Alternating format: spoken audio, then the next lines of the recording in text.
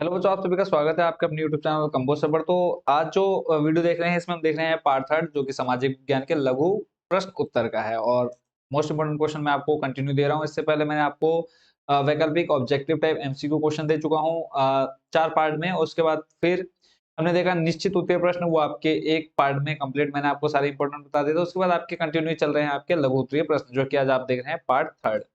ठीक है, कोशिश रहेगी कि आज पार्ट थर्ड में ही सारे क्वेश्चन कंप्लीट हो जाए। अगर फिर भी कुछ क्वेश्चन रहते हैं तो नेक्स्ट पार्ट में आपको क्वेश्चन देखने को मिलने वाले हैं। तो आज का जो पहला प्रश्न देख रहे हैं बच्चों, और इससे पहले एक चीज कर लेता हूँ सेट, जो कि अभी तक हमारी रह गई है, इसमें हुई नहीं। वो है कि हमने जो मार्कर है वो सिलेक्ट नहीं किया है। ठीक है, और मैंने वीडियो स्टार्ट कर दिया और मार्कर अभी तक सिलेक्ट नहीं हुआ है। तो ये हो चुका है सिलेक्ट। अब चलते हैं वापस क्वेश्चन पर। तो क्वेश्चन जैसा आप देख पा रहे हैं कि ऋण के औपचारिक और अनौपचारिक स्रोतों में क्या अंतर है? हमें भारत में ऋण के औपचारिक स्रोतों को बढ़ाने की आवश्यकता क्यों है? 2014 में प्रश्न आया है और इसी से रिलेटेड आपका क्वेश्चन 2016 में पूछा गया है। ठीक है, देखते हैं इसके सॉल्यूशन यानी आंसर को। तो पहले तो देखो, औपचारिक ऋण के अंतर्गत बैंक और सहकारी समिति से लिए गए ऋण आते हैं। ठीक है, औपचारिक ऋण के अंतर्गत कौन आता है? जो हम लोन बैंक से लेते हैं, यानी बैंक और ऋण का मतलब सीधे सीधे आप लोन से समझ लीजिए। जो लोन हम बैंक से लेते हैं या सहकारी समितियों से लेते हैं उन्हें आप औपचारिक बोलते हैं। और अनौपचारिक आपके कौन-कौन से हो जाते हैं? जो साहूकार, व्यापारी, मालिक, रिश्तेदार, मित्र आदि से लिए जाते हैं। औपचारिक ऋण के स्रोतों पर भारतीय रिजर्व बैंक नजर रखता है। औपचारिक पर कौन नजर रखता है? भारतीय रिजर्व बैंक। ठीक है, और अनौपचारिक कौन देता है लोन या ऋण? साहूकार, व्यापारी, मालिक, रिश्तेदार, मित्र आदि क्या देते हैं? ऋण देते हैं अनौपचारिक में। और इन ऋणदाताओं की गतिविधियों की देखरेख करने वाली कोई संस्था नहीं है। यानी अगर ये बैंक, मान लो भारतीय रिजर्व बैंक ये देखता है कि जो बैंकों ने ऋण दिया है वो कितने परसेंट ब्याज पर दिया है ना? तो अगर ये अपनी मनमानी करते हैं तो रिजर्व बैंक इन पर क्या करेगा? थोड़ा-सा नियम कानून थोप देगा और इनको नीचे धकेलेगा। ठीक है? यानी इनको मजबूर कर देगा कि ये अपनी मनमानी ना करें। बट जो ये साहूकार है, व्यापारी है, मालिक है, रिश्तेदार, मित्र आदि लोग जो होते हैं, इनकी देख-रेख करने वाला या इनको दबाने वाला कोई नहीं होता। अगर मान लो आपने उनसे 10,000 रुपए लिए हैं, तो वो अपने मनमाने तरीके से आपको कितने भी परसेंट पर वो आपको पैसा दे सकते हैं। वही चीज़ यहाँ पे आपको कहा है कि ऋणदाताओं की गतिविधियों की देख-रेख करने वाली कोई संस्था नहीं है। वे मनमानी ब्याज दरों पर ऋण दे सकते हैं। ये अपना ऋण वसूलने के लिए प्रत्येक अनुचित साधन अपना सकते हैं। देखो, बैंक से अगर आप लोन वगैरह लेते हैं तो ये आपको इतना परेशान नहीं करेंगे। अगर आप इनसे लेते हो, जो ये नीचे देख रहे हो ना, खास करके मित्र मित्र और रिश्तेदार, ठीक है? एक बार के लिए मालिक, व्यापारी ये थोड़ा बहुत इतना नहीं करेंगे, बट ये जो मालिक कह रहा हूँ, रिश्तेदार, मित्र है, ये आपको सबसे ज़्यादा परेशान कर देंगे। और फिर आपको लास्ट में क्या होगा कि आप इनका फ़ोन उठाना ही बंद कर देंगे और इनका नंबर क्या करेंगे? ब्लॉक लिस्ट में डालने लग जाएँगे। ऐसी-ऐसी नौबत आ जाती है। ठीक है? तो ये अपना ऋण वसूलने के लिए कुछ भी, कोई भी तरीका अपना सकते हैं, इन पर कोई प्रतिबंध नहीं होता है। आगे है फिर, इन कारणों को देखते हुए भारत में ऋण के औपचारिक स्रोतों को बढ़ाने की आवश्यकता है। औपचारिक यानी बैंक वगैरह से हमें ऋण, कोशिश की जाए कि बैंक वगैरह से हमें ऋण वगैरह दिया जाए, यानी इनको बढ़ाया जाए। और अनेक लोग अपनी आवश्यकताओं के लिए सस्ता कर्जा ले सकते हैं। सस्ता और सामर्थ्य अनुसार कर्जा देश के विकास के लिए आवश्यक है। ठीक है? तो आपने जो क्वेश्चन समझा वो था कि औपचारिक स्रोतों को बढ़ाने की आवश्यकता है क्यों है? तो इसका आंसर आप कितने आराम से बना करके भी लिख सकते हैं। अगला प्रश्न है, उपभोक्ता का शोषण किस प्रकार किया जाता है? इसकी रोक के लिए सरकार ने क्या उपाय किए हैं? और ये क्वेश्चन आपका 2012, 8, 14, 10, फिर 12 और फिर देखते हैं और कब-कब ये क्वेश्चन पूछा गया है। देखो, आप ये नहीं कह सकते ये क्वेश्चन किसी वर्ष ना आया हो। 2014, 22, फिर उसके बाद 16, 16। तो ये क्वेश्चन इतनी बार आपके एग्जाम में पूछा जा चुका है और इसके बावजूद भी अगर आप इस क्वेश्चन को नहीं पढ़ते हैं तो ये सबसे बड़ी बेवकूफी होगी। तो शोषण किस तरह से होता है उपभोक्ता का, या फिर उपभोक्ता के जो अधिकार हैं वो क्या हैं, उसके बारे में हम पूरा यहाँ पे पढ़ेंगे। तो सबसे पहला जो है शोषण के विभिन्न तरीके, वो है आपके कि साहूकार, जो भी साहूकार सिंपल समझ सकते हैं, दुकानदार। दुकानदार क्या होता है? ये साहूकार जो आपको पैसे ब्याज पर देता है। कर्जदार पर विभिन्न प्रकार के बंधन लगा देते हैं। वे उत्पादक को निम्न दर पर उत्पाद बेचने के लिए मजबूर कर देते हैं। मान लो आपने उनसे पैसे लिए और उनसे पैसे लेकर के आपने क्या की? खेती की। अब वो आपको मजबूर कर सकता है कि आपकी जो आपने जो उगाया धान, गेहूँ वो आपसे कम कीमत पर भी वो आपसे खरीद सकता है, आपको मजबूर कर देगा। ठीक है, पहला पॉइंट आप समझ गए। अगला है असंगठित क्षेत्र में कार्यरत बहुत से लोगों को निम्न वेतन पर काम करना पड़ता है और बदतर हालातों को भी झेलना पड़ता है। असंगठित यानी जो फैक्ट्री वगैरह, कंपनी वगैरह में काम करते हैं। ठीक है। फिर अगला जो पॉइंट है तीसरा, इसमें आपसे कहा है व्यापारी या उत्पादक कपटपूर्ण एवं अनुचित व्यापार व्यवहार द्वारा उपभोक्ता का भरपूर शोषण करते हैं।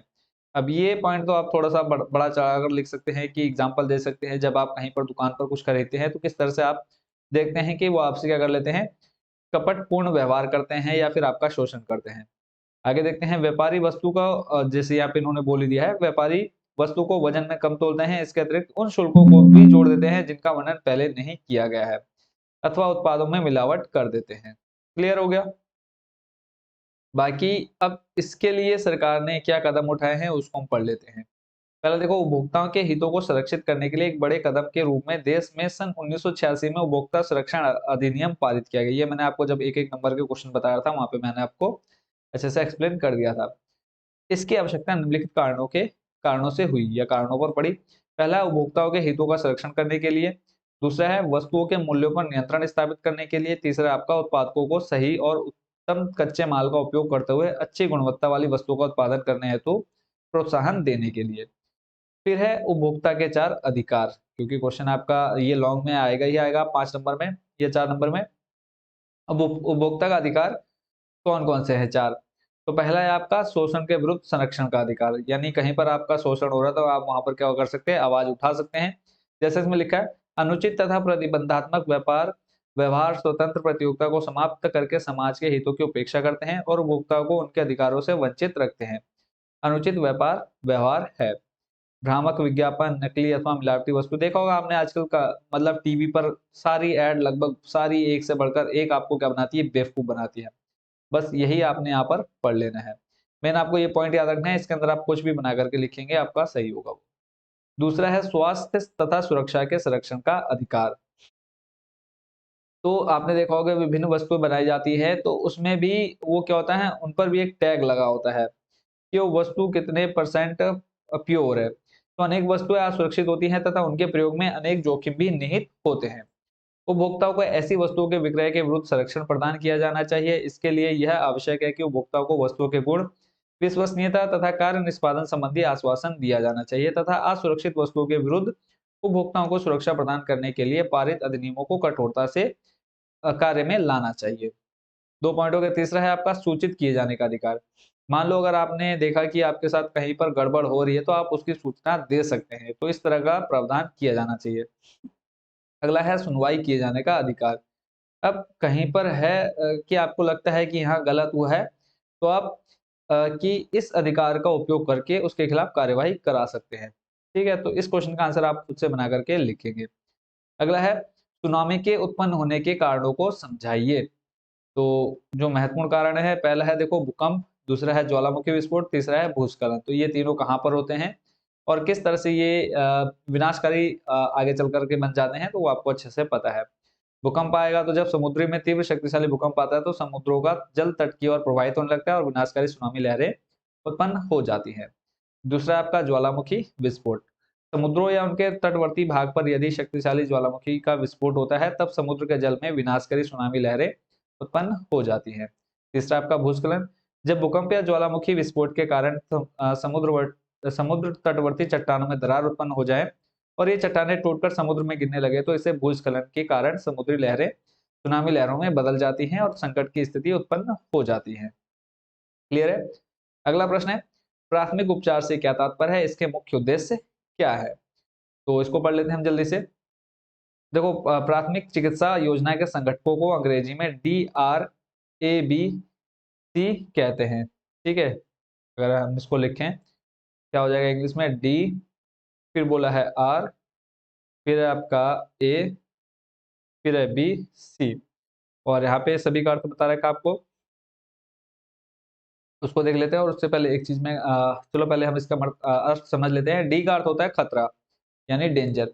ए से आर से हो जाएगा आपका क्या, अनुक्रिया यानी रिएक्शन। ठीक है। उसके बाद ए से हो जाएगा आपका क्या है, ए का अर्थ है पीड़ित के वायु मार्ग का निरीक्षण करना यानी एयर, ठीक है, एरोप्लेन या एयर ले सकते हैं आप यहाँ पे। बी का अर्थ है सांस लेना भी यानी ब्रीथ, ठीक है, ब्रीथ। और उसके बाद अगला जो सी है, सी का अर्थ है वायु परिसंचरण, ठीक है, यानी सर्कुलेशन। तो ये आपका हो गया DRABC का पूरा नाम। उसके बाद फिर आगे देखते हैं कि प्राथमिक सहायता के मुख्य उद्देश्य क्या है।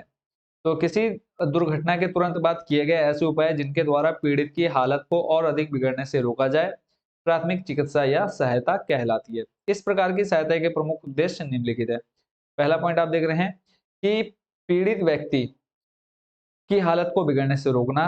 दूसरा है आपका मूल्यवान जीवन की रक्षा आरंभ करना। तीसरा है आपका स्वास्थ्य लाभ की प्रक्रिया आरंभ करना। चौथा है आपका प्राण रक्षा के लिए हवा, श्वास और रक्त संचरण की सामान्य स्थिति को प्राथमिकता देना। पांचवा है आपका आपदा उपशमन के उपायों का शीघ्र उपयोग करना, यानी किस तरह से आप प्राथमिक सहायता प्रदान कर सकते हैं।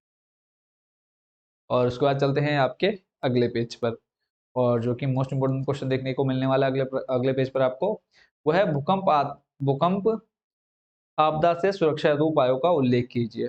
तो देखो इसको मैं इतना डिटेल से नहीं पढ़ूंगा, सिंपल आपको पता है, अच्छे से आप जानते हैं कि भूकंप आने पर क्या-क्या करना चाहिए। तो सिर्फ यहाँ पे आपसे उपाय पूछे हैं, तो आप चाहे तो एक बार इसको पूरा आराम से पढ़ सकते हैं। ठीक है, जैसे इसमें कहा है भूकंप के संवेदनशील क्षेत्रों का सीमांकन एवं मानचित्रण किया जाए तथा जन सामान्य को सुरक्षात्मक उपायों के प्रति जागरूक किया जाना चाहिए। फिर भूकंप आने पर क्या-क्या करना चाहिए और भूकंप बीत जाने के बाद आपको क्या-क्या करना चाहिए। ठीक है, तो ये सारे पॉइंट्स आप यहाँ पे आराम से पढ़ पाएंगे। चलते हैं अगले प्रश्न पर। अगला प्रश्न है निम्नलिखित पर संक्षिप्त टिप्पणी लिखिए, 2016-20 में है। पहला आपका NIC यानी नेशनल इंफॉर्मेशन सेंटर, राष्ट्रीय सूचना केंद्र। दूसरा है आपका एमच्योर या हैम रेडियो। हैम रेडियो आपने ये सब सुना होगा कहाँ पे, जब मैं आपको निश्चित उत्तरीय प्रश्न और बहुविकल्पीय प्रश्न बता रहा था। पहले हम NIC के बारे में पढ़ लेते हैं। NIC आपका क्या है, यह संचार नेटवर्क भारत सरकार की सूचना सेवा और सूचना तकनीक के क्षेत्र में महत्वपूर्ण वैज्ञानिक और तकनीकी संस्थान है। ये एक आपका क्या है, इंस्टीट्यूट है जो आपका किससे संबंधित है, भारत सरकार से। और ये किस चीज का काम करता है, सूचना सेवा और सूचना तकनीक। ठीक है, इसकी जानकारी किसको देता है, भारत सरकार को देता है। यह सूचना और संचार तकनीक के प्रसार में महत्वपूर्ण भूमिका निभाता है। यह संस्थान केंद्र और राज्य सरकार के विभागों और जिलों में सूचना एवं संचार प्रौद्योगिकी ICT के प्रयोग को बढ़ावा देता है। ठीक है, इसके लिए NIC ने एक राष्ट्रव्यापी ICT नेटवर्क जिसका नाम क्या है, निकनेट स्थापित किया है, जिसके साथ केंद्र सरकार के विभागों और सभी राज्य एवं केंद्र शासित प्रदेशों के सचिवालय एवं भारत के लगभग 640 जनपद मुख्यालयों को सूचना प्रौद्योगिकी सेवाओं के लिए जोड़ा गया है। भारत सरकार ने इस राष्ट्रव्यापी कंप्यूटर संचार तंत्र को निकनेट का नाम दिया है। निकनेट क्या है, एक प्रकार का नेटवर्क है जिसके अंतर्गत 640 और भारत के केंद्र शासित प्रदेशों एवं राज्यों को जोड़ा गया है। ठीक है, और बाकी जो ये राष्ट्रीय सूचना केंद्र है, ये क्या है, एक संचार नेटवर्क है जो जो क्या करता है, भारत सरकार को सूचना और सूचना तकनीक के बारे में जानकारी देता है। ठीक है, यही अब देखो इसका पूरा जो निचोड़ निकल करके आएगा, जो भी मैंने आपको बताया है वही आप बनाकर इसमें लिखेंगे। दूसरा पॉइंट जो इसमें है एमच्योर रेडियो, इसके बारे में पढ़ते हैं। देखो एमच्योर रेडियो क्या है, इसके बारे में आप थोड़ा-सा पढ़ लीजिए, बाकी बना करके लिखेंगे इसमें। देखो, हैम रेडियो किसी अलग प्रकार का रेडियो नहीं है, बल्कि इस रेडियो का संबंध अलग प्रकार के नियमों से है।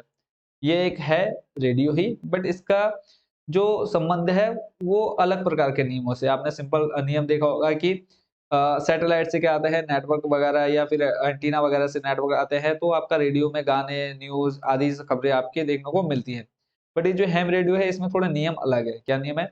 यह नियम अंतर्राष्ट्रीय टेलीकम्युनिकेशन यूनियन द्वारा विशेष फ्रीक्वेंसियों के लिए परिभाषित किए जाते हैं।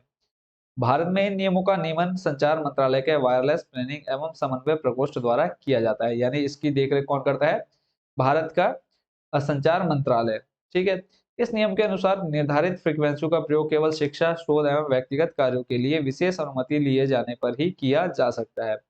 अब ये देखो, जो आप लोगों ने सुना होगा कि फ़ोन टैब होते हैं। क्या होते हैं? फ़ोन टैब होते हैं, यानी कोई व्यक्ति आपके फ़ोन को सुन रहा होता है। आप लोगों ने कई मूवीज़ वगैरह में देखा होगा, तो वो इसी हैम रेडियो के कारण होता है।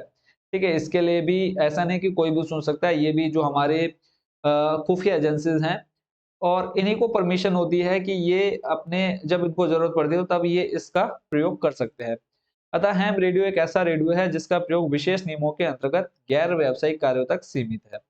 इस रूप में यह रेडियो सामान्य रेडियो से भिन्न माना जाता है। इसके अतिरिक्त इस प्रकार के रेडियो में भूमि पर स्थापित संचार ढांचे का प्रयोग नहीं किया जाता है। इसलिए आपातकाल में जब सामान्य संचार व्यवस्था ठप हो जाती है तब हैम रेडियो का प्रयोग किया जाता है। आई होप बच्चों इसका आंसर भी आप अच्छे से समझ गए होंगे। अगला प्रश्न है आपका, टिप्पणी करनी है कोबरा, आईएसआई और आईएसओ। तो इसको हम समझ लेते हैं। सबसे पहले कोबरा। 1986 में भारत सरकार द्वारा एक बड़ा कदम उठाया गया। यह उपभोक्ता सुरक्षा अधिनियम 1986 कानून का बनना था, जो कोबरा के नाम से प्रसिद्ध था।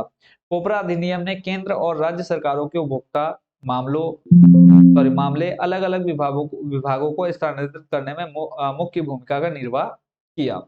ठीक है, यह क्या देखो 1986 में उपभोक्ता सुरक्षा अधिनियम क्या किया, पारित किया गया और इसमें क्या था कि जो भी उपभोक्ता से संबंधित मामले, मान लो आपका फोन खराब हो गया, अब आपका फोन खराब हो गया या फिर आपकी गेहूं जो आपने दुकानदार से गेहूं ली वो आपको उसने कम दी या ज्यादा दी या जो भी उसमें कुछ मिलावट की, तो अब मान लो आप भी वही सारी जो शिकायतें हैं वो एक मंत्रालय को भेज रहे हैं और वो गेहूं वाला भी वहीं पर भेज रहा है, तो इन सब में बहुत क्या हो जाता था, कार्रवाई करने में बहुत समय निकल जाता था। ठीक है, तो कोपरा अधिनियम ने क्या किया, केंद्र और राज्य सरकारों के उपभोक्ता मामले अलग अलग विभागों को स्थानांतरित करने में मुख्य भूमिका निभाई। पहले क्या हो रहा था कि ये आपका एक ही विभाग है और ये अलग अलग लोग हैं। ठीक है, ये तीन अलग है। मान लो इसकी जो समस्या है वो एक दुकानदार से समस्या है, गेहूं कब मिल गई, इसकी क्या हो गई, इलेक्ट्रॉनिक या मोबाइल से संबंधित समस्या हो गई। ठीक है, इसकी जो समस्या है वो आपके ऋण को लेकर के समस्या है। ठीक है, तो पहले क्या हो रहा था, जो ये सारी समस्या थी एक ही के पास पहुंच रही थी या फिर अगर अलग अलग मंत्रालय थे तो इनको नहीं पता था कि कहां पर पहुंचाया जाए। तो फिर जब 1986 का अधिनियम आपका लागू किया गया तो फिर क्या हुआ, एक मंत्रालय ऐसा बन गया जिसको हम किस नाम से जानते हैं, कोपरा के नाम से जानते हैं। तो इस कोपरा का काम क्या था, ये जो आपके अलग अलग मंत्रालय बने हुए थे, ठीक है, अब लोग सभी क्या अपनी शिकायतें यहाँ भेजते हैं, फिर यहाँ से इनको मान लो इसकी जैसे गेहूं की समस्या, तो ये कोई गेहूं की समस्या निपटाने वाला है। फिर ऐसे ही ये आपका मोबाइल से संबंधित, तो ये क्या करता था, गेहूं वाले को यहाँ भेज देता था, मोबाइल वाले को यहाँ। तो इस तरह से ये कोपरा 1986 में जो आपका लागू किया गया, उपभोक्ता सुरक्षा अधिनियम के तहत किया गया था। ठीक है, इसका काम क्या है कि अलग अलग विभागों को स्थानांतरित करने में महत्वपूर्ण भूमिका निभाता है। अगला है आईएसआई। तो आईएसआई का देखो यहाँ पे बोला है, विस्तृत विवरण हेतु प्रश्न 8 के उत्तर का अवलोकन करें। तो सिंपल इसका आईएसआई का आप लोग को सर्च कर लेंगे, इसमें अब सिंपल आपने इंटरनेट पे जाना है और आईएसआई टाइप कर देंगे। ठीक है, आपको इसका आंसर देखने को मिल जाएगा। दूसरा है आपका आईएसओ। इसका पूरा नाम इंटरनेशनल ऑर्गेनाइजेशन फॉर स्टैंडर्डाइजेशन। ठीक है, यह स्टैंडर्डाइजेशन है, यह एक अंतर्राष्ट्रीय संरचना है और विभिन्न देशों में अपने प्रतिनिधियों के माध्यम से कार्य करती है। इसका गठन 23 फरवरी 1947 को हुआ। यह औद्योगिक और वाणिज्यिक संस्थाओं को उनके मानक तय कर प्रमाण पत्र उपलब्ध कराती है। लास्ट लाइन बस आपको याद रखनी है कि ये जो है आईएसओ कि औद्योगिक और वाणिज्यिक संस्थाओं को उनके मानक तय कर प्रमाण पत्र उपलब्ध कराती है। अब प्रमाण यहाँ पे इसका मतलब क्या हुआ बच्चों, कई लोग कहेंगे कि मानक वगैरह क्या है, तो आप लोग देखते होंगे, मान लो आपने कुरकुरे का पैकेट खरीदा, क्या खरीदा, कुरकुरे का पैकेट खरीदा। अब ये कंपनी अपने फायदे के लिए उसके अंदर कुछ भी मिला सकती है ना, उसको मतलब महंगा भी बेच सकती है, सस्ता भी बेच सकती है, उसके अंदर कुछ भी मिलावट कर सकती है। तो इन सब का ध्यान रखने के लिए क्या बनाया गया, आईएसओ एक सर्टिफिकेट दिया जाता था कि जो पदार्थ क्या होगा, उच्च या अच्छी क्वालिटी का होगा, उसी को क्या मिलेगा, इस आईएसओ का सर्टिफिकेट मिलेगा। और ये आईएसओ एक मानक तय करते थे कि आप नाइट्रोजन इसमें इतना डालेंगे, ऑक्सीजन इसमें इतना भरेंगे, या फिर जो भी आपको जिस भी प्रोडक्ट से लेकर जो भी मानक रहते थे उनके, वो कौन निश्चित करता है, आईएसओ करता है। और अगर आप उस पर पूरा उस चीज को पूरा कर लेते हैं तब जाकर आपको ये क्या मिलता है, यहाँ से एक सर्टिफिकेट देखने को मिलता है। अगला प्रश्न है, उपभोक्ता सुरक्षा अधिनियम 1986 के निर्माण की जरूरत क्यों पड़ी। अब इसको मैं अच्छे से नहीं समझाने वाला हूँ क्योंकि ये क्वेश्चन लगभग 2 से 3 बार आपको मैंने बता दिया है इसके बारे में। देखो, उपभोक्ता सुरक्षा अधिनियम, सुरक्षा मतलब क्या हुआ? सेफ्टी। उपभोक्ता कौन हुआ? मान लो हम हैं और कुछ सामान खरीदने एक दुकान पर गए, तो इस दुकान वाले ने हमसे पंगे ले लिए। क्या ले लिया? पंगा ले लिया और बोला कि भैया ये, मान लो कहीं दूसरी जगह पर वो चीज़ 50 की मिल रही है और ये कह रहा है कि नहीं भैया लेना है तो लो, और ₹100 का ही दूँगा मैं उस चीज़ को। अब आपकी मजबूरी है कि आप इतनी दूर जा नहीं सकते, ये आपसे 50 किलोमीटर दूर है और ये आपसे 10 किलोमीटर दूर है। 10 किलोमीटर क्या, घर के पास में ही है।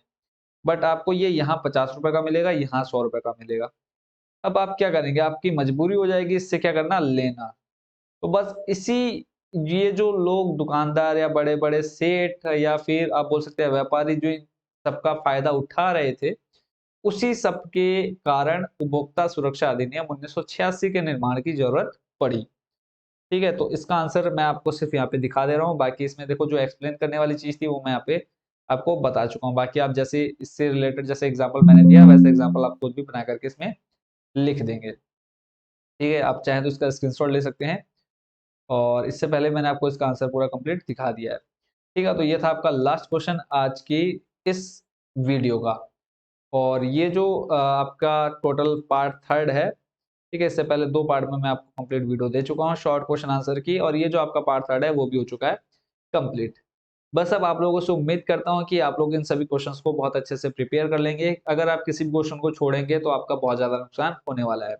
अब सिर्फ आपका एसएसटी में एक चीज़ बची हुई है, वो है लॉन्ग क्वेश्चन आंसर, यानी दीर्घ प्रश्न उत्तर या दीर्घ उत्तरीय प्रश्न, जो कि आपके 4-4 5-5 नंबर के आते हैं। फिर उसके बाद एक वीडियो आपकी बचेगी मैपिंग की। ठीक है? लास्ट ईयर भी जो क्वेश्चंस मैंने मैपिंग के दिए थे उसमें से सेम टू सेम क्वेश्चन आपके 5 क्वेश्चन आए थे। ठीक है? एक क्वेश्चन आपका कहाँ से पूछ लिया था उन्होंने, जो मैंने आपको पिछले साल लघु प्रश्न उत्तर दिए थे।